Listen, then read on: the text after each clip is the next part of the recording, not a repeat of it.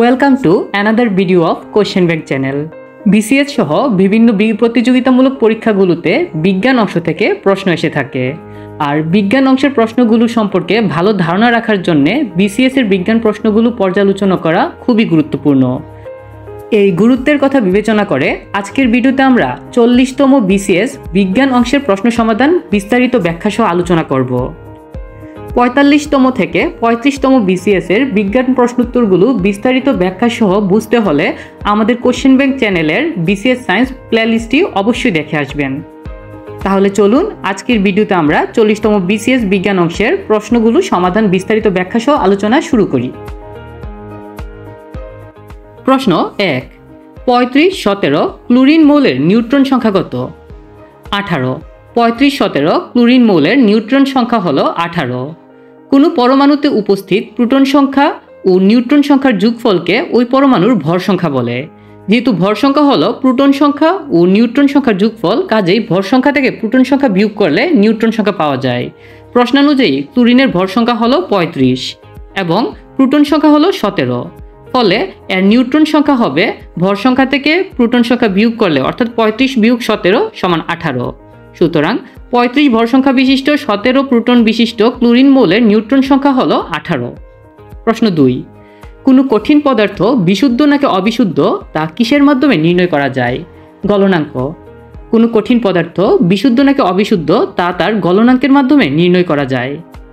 কোনো যৌগের বিশুদ্ধতার মানদণ্ড নির্ণয় করার জন্য কিছু মাধ্যম রয়েছে। তেমনি কঠিন যৌগের বিশুদ্ধতার মানদণ্ড হলো স্থির গলনাঙ্ক, স্থির প্রতিসরাঙ্ক, স্ফটিকাকৃতি ও আপেক্ষিক গুরুত্বের নির্দিষ্ট মান। আবার তরল যৌগের বিশুদ্ধতার মানদণ্ড হলো স্থির স্ফুটনাঙ্ক, স্থির প্রতিসরাঙ্ক ও ঘনত্বের নির্দিষ্ট মান। প্রশ্ন 3, অ্যানোডে কোন বিক্রিয়া সম্পন্ন হয়? জারণ বিক্রিয়া। অ্যানোডে মূলত জারণ বিক্রিয়া সম্পন্ন হয়। তড়িৎ বিশ্লেষ্য কোষ ও তড়িৎ রাসায়নিক কোষে যেসব পদার্থ তড়িৎ পরিবহন করে তাদেরকে তড়িৎদ্বার বলে। তড়িৎ বিশ্লেষ্য কোষ ও তড়িৎ রাসায়নিক কোষের গঠনে দুই ধরনের তড়িৎদ্বার দেখা যায়, একটি অ্যানোড ও অপরটি ক্যাথোড। যে তড়িৎদ্বারে জারণ বিক্রিয়া সম্পন্ন হয় তাকে অ্যানোড এবং যে তড়িৎদ্বারে বিজারণ বিক্রিয়া সম্পন্ন হয় তাকে ক্যাথোড বলে। 4, ডিমে কোন ভিটামিন নেই? Vitamin C. ডিমে ভিটামিন সি নেই। ডিমের মধ্যে ভিটামিন এ, বি, ডি ও ই বিদ্যমান রয়েছে। ভিটামিন সি রয়েছে টাটকা টক জাতীয় ফল ও তরিতরকারি যেমন কমলা লেবু, বাতাবি লেবু, পাতি লেবু, আনারস, আঙ্গুর, আম, জাম, আমলকি, টমেটো, শাক, বরবটি প্রভৃতিতে। তবে ডিমে ভিটামিন সি নেই। প্রশ্ন 5, নবায়নযোগ্য জ্বালানির উৎস কোনটি? বায়োগ্যাস। নবায়নযোগ্য জ্বালানির উৎস হলো বায়োগ্যাস। যেসব জ্বালানি নানা প্রাকৃতিক উৎস থেকে পাওয়া যায়, যেগুলোর মজুদ ভবিষ্যতে কখনো শেষ হবে না, অর্থাৎ বারবার ব্যবহার করা যায়, তাদেরকে নবায়নযোগ্য জ্বালানি বলে। সূর্যরশ্মি, বায়োগ্যাস ইত্যাদি নবায়নযোগ্য জ্বালানির উৎস। স্থিতিশীল টেকসই উন্নয়নের প্রথম শর্ত দূষণহীন বিকল্প শক্তির উৎসের সন্ধান করা। আর এই দূষণহীন বিকল্প শক্তি হিসেবে নবায়নযোগ্য জ্বালানি যেমন সূর্যরশ্মি, বায়োগ্যাস ইত্যাদির ব্যবহার অন্যতম। প্রশ্ন 6, কার্বোহাইড্রেটে কার্বন, হাইড্রোজেন এবং অক্সিজেনের অনুপাত কত? 1:2:1। কার্বোহাইড্রেটে কার্বন, হাইড্রোজেন এবং অক্সিজেনের অনুপাত হলো 1:2:1। কার্বোহাইড্রেট হলো কার্বন, হাইড্রোজেন ও অক্সিজেনের সমন্বয়ে গঠিত এক প্রকার জৈব রাসায়নিক পদার্থ।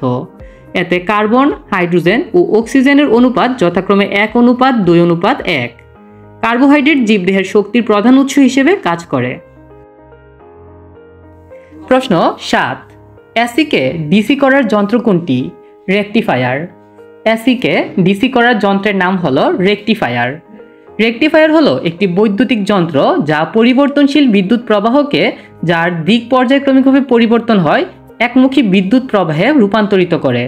অর্থাৎ রেকটিফায়ার হলো এমন একটি বৈদ্যুতিক যন্ত্র যা পরিবর্তনশীল বিদ্যুৎ প্রবাহকে একমুখী বিদ্যুৎ প্রবাহে রূপান্তরিত করে, অর্থাৎ এসিকে ডিসিতে রূপান্তর করে, যার দিক হলো একটি নির্দিষ্ট দিকে, এবং এই প্রক্রিয়াকে রেকটিফিকেশন বা একমুখীকরণ বলে। প্রশ্নটি যদি আরও ক্লিয়ার করে বলতে চাই তাহলে এখানে এসি হলো পরিবর্তনশীল বিদ্যুৎ প্রবাহ এবং ডিসি হলো একমুখী বিদ্যুৎ প্রবাহ। অর্থাৎ পরিবর্তনশীল বিদ্যুৎ প্রবাহকে একমুখী বিদ্যুৎ প্রবাহে পরিবর্তন করার যন্ত্রের নাম কি?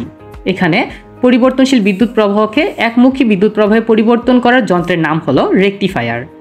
প্রশ্ন 8, বিদ্যুৎ শক্তিকে শব্দ শক্তিতে রূপান্তরিত করা হয় কোন যন্ত্রের মাধ্যমে? Loud speaker.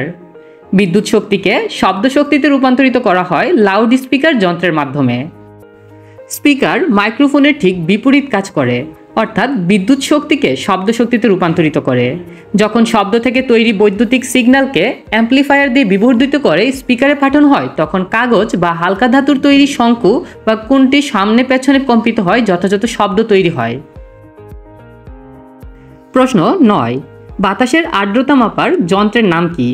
হাইগ্রোমিটার। বাতাসের আর্দ্রতা মাপার যন্ত্রের নাম হলো হাইগ্রোমিটার। আর বেরোমিটারের সাহায্যে বায়ুমণ্ডলের চাপ নির্ণয় করা যায়। প্রশ্ন 10, কোথায় সাঁতার কাটা সহজ? যে পানির ঘনত্ব বেশি সে পানিতে সাঁতার কাটা সহজ। সমুদ্রের পানিতে 2.5% থেকে 3.5% লবণ দ্রবীভূত অবস্থায় থাকে, যার ফলে পুকুর, নদী বা বিলের পানির চেয়ে সমুদ্রের পানির ঘনত্ব বেশি, তাই সমুদ্রের পানিতে সাঁতার কাটা সহজ। প্রশ্ন 11, একটি বাল্বে 60 ওয়াট 220 ভোল্ট লেখা আছে, বাল্বটির রোধ কত ওহম? 806.67 ওহম। একটি বাল্বে 60 ওয়াট 220 ভোল্ট লেখা আছে, বাল্বটির রোধ হবে 806.67 ওহম। এখানে খেয়াল করে দেখতে পাবো যে বিভব পার্থক্য V = 220 ভোল্ট, ক্ষমতা পাওয়ার ইকুয়াল 60 ওয়াট, রোধ কত? আমরা জানি ক্ষমতা P = V²/R, আর রোধ বের করতে হলে সূত্র হবে V²/P।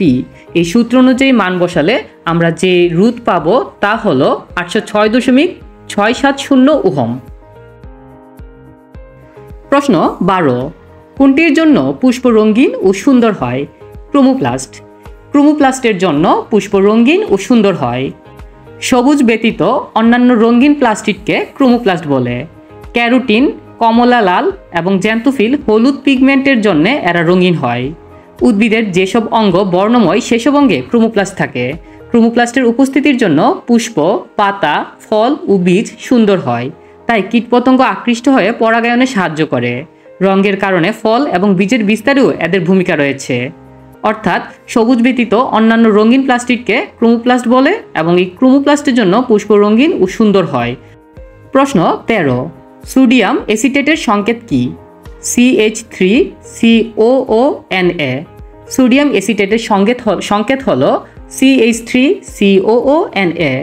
সোডিয়াম এসিটেটকে সোডিয়াম ইথানয়েটও বলা হয়। ইথানোয়িক অ্যাসিড সোডিয়াম হাইড্রোঅক্সাইডের জলীয় দ্রবণের সাথে বিক্রিয়া করে সোডিয়াম এসিটেট লবণ ও পানি উৎপন্ন করে। প্রশ্ন 14, ক্যান্সার চিকিৎসায় ব্যবহৃত গামা বিকিরণের উৎস কি? আইসোটোপ। ক্যান্সার চিকিৎসায় ব্যবহৃত গামা বিকিরণের উৎস হলো আইসোটোপ। ক্যান্সার চিকিৎসায় ব্যবহৃত গামা বিকিরণের উৎস হলো আইসোটোপ। যেসব পরমাণুর প্রোটন সংখ্যা একই কিন্তু ভর সংখ্যা ভিন্ন তাকে আইসোটোপ বলে। ক্যান্সার চিকিৎসায় সাধারণত কোবাল্ট 60 আইসোটোপ ব্যবহার করা হয়। প্রশ্ন 15, খাদ্য তৈরির জন্য উদ্ভিদ বায়ু থেকে কি গ্রহণ করে? Carbon die oxide. খাদ্য তৈরির জন্য উদ্ভিদ বায়ু থেকে কার্বন ডাই অক্সাইড গ্রহণ করে। বায়ু ছাড়া কোনো প্রাণী বা উদ্ভিদ কিছুই বাঁচতে পারে না। আমরা যে শুধু শ্বাসকার্যে বায়ু ব্যবহার করি তা নয়, বায়ু সমগ্র উদ্ভিদ ও প্রাণীকুলের জন্য খাদ্য যোগায়। আমাদের নিঃশ্বাস থেকে প্রতি মুহূর্তে বায়ুমণ্ডলে প্রচুর কার্বন ডাই অক্সাইড যোগ হচ্ছে। উদ্ভিদ তাদের খাদ্য তৈরির জন্য বায়ু থেকে এই কার্বন ডাই অক্সাইড গ্রহণ করছে এবং সালোক সংশ্লেষণ প্রক্রিয়ার মাধ্যমে উদ্ভিদ নিজের খাদ্য নিজেই তৈরি করছে। আজকের ভিডিওতে আমরা 40তম BCS এর বিজ্ঞান অংশের 15টি প্রশ্নোত্তর বিস্তারিত ব্যাখ্যা সহ আলোচনা করেছি। আমাদের BCS বিজ্ঞান সিরিজটি দেখতে হলে কোশ্চেন ব্যাংক চ্যানেলের প্লেলিস্টে গিয়ে BCS সায়েন্স প্লেলিস্টে প্রবেশ করলে আমাদের 45 থেকে 35তম BCS এর প্রশ্নোত্তরগুলোর বিস্তারিত ব্যাখ্যা পাওয়া যাবে। ভিডিওটি শেষ পর্যন্ত দেখার জন্য ধন্যবাদ। ভিডিওটি ভালো লেগে থাকলে কোশ্চেন ব্যাংক চ্যানেলটি সাবস্ক্রাইব করে আমাদের সাথেই থাকবেন।